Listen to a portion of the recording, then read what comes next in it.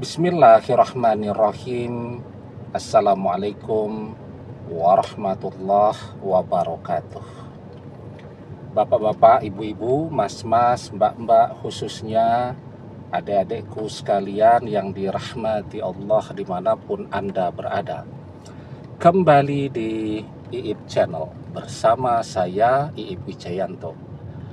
Kali ini kita akan membahas tema 3 sebab ikatan batin mantan kepadamu semakin hari semakin menguat sampai membuat dia frustasi, ya. Nah, ketika ikatan batin itu semakin menguat sementara dia tidak berkeinginan untuk kembali, maka itu akan membuatnya menjadi orang yang amat sangat menderita, ya. Ada 3 sebab kenapa ikatan batin itu meskipun sudah terlanjur berpisah, tetapi justru akan semakin menguat dari waktu ke waktu, dari hari ke hari. Yang pertama, karena mantan berusaha keras untuk melupakan kita, ya. Jadi ikatan batin itu adalah sesuatu yang akan selalu ada di dalam hati manusia.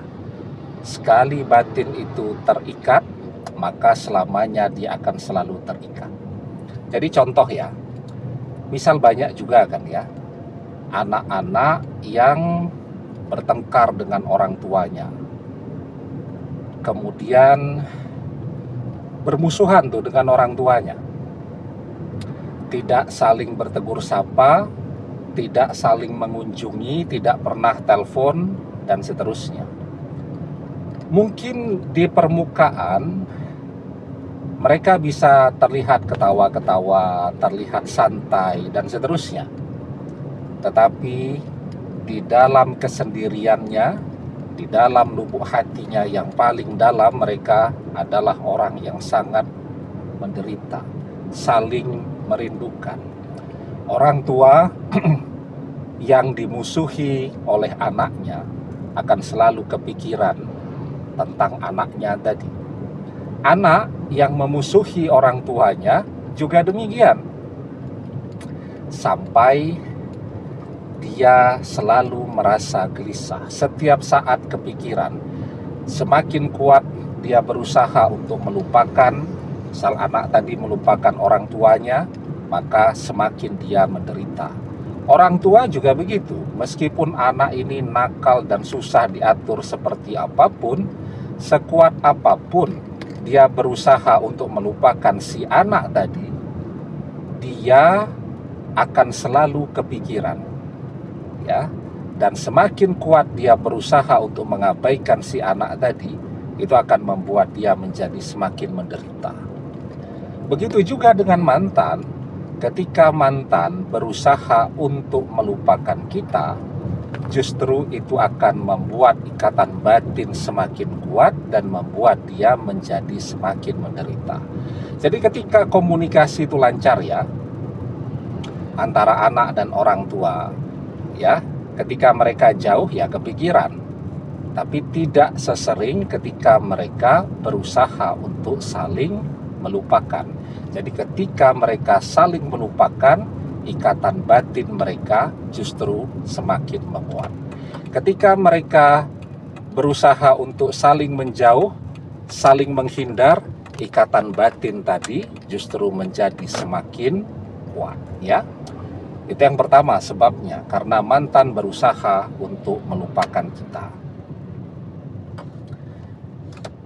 Yang kedua sebabnya, karena kebaikan kita untuk mantan itu adalah sesuatu yang tidak bisa ditandingi oleh siapapun. Kenapa kita begitu baik kepada mantan? Karena kita mencintainya dengan amat sangat tulus, ya. Kita selalu siap berkorban untuk dia, kepanasan, kehujanan, bahkan tidak makan pun kita jalani agar mantan bahagia. Dan memang tabiat hati manusia selalu begitu. mantan menjalani hubungan misal dengan orang ketiga kan tidak setiap hari berjalan dengan mulus, dengan indah, dan dengan bahagia. Banyak bertengkarnya, banyak dikecewakannya, banyak dikhianatinya. Nah, dalam keadaan mantan rapuh, maka memori dan kenangan mantan akan selalu kembali kepada masa-masa indah saat masih bersama kita dulu, saat dia bersama dengan seseorang yang tidak pernah menyakiti dia, bersama seseorang yang tidak pernah mengkhianatinya, bersama seseorang yang selalu setia kepadanya. Ya. Maka di dalam sebuah hadis kita diajarkan jubilatil qulub ala hubbi man ahsana ilaiha wa bughdi man asa'a ilaiha. Tabiat hati itu akan selalu condong atau tertuju kepada orang-orang yang mencintainya dan membenci orang-orang yang tidak baik kepadanya. Dulu mungkin bagi mantan, segala kebaikan kita itu tidak ada artinya. Tapi setelah dia mengenali orang ketiga, dia baru menyadari bahwa yang terbaik selamanya dalam hidupnya adalah masa-masa saat masih bersama kita dulu. Dia baru bisa merasakan betapa berharganya kita setelah dia mengkhianati kita. Itu yang kedua. Kemudian yang ketiga, karena kekuatan doa-doa kita. Jadi ketika kita berdoa, kita membacakan doa itu agar mantan berjodoh dengan kita. Kita sebut namanya, saat kita sebut nama mantan dalam doa itu terbayang wajahnya, pikiran kita terkoneksi, batin kita terkoneksi. Selesai berdoa, kita lepaskan. Ya. Nah, sementara bagi mantan, ketika kita sebut namanya, pikirannya langsung terkoneksi dengan kita, jadi kepikiran. Batinnya langsung terkoneksi dengan batin kita, langsung bergetar hatinya.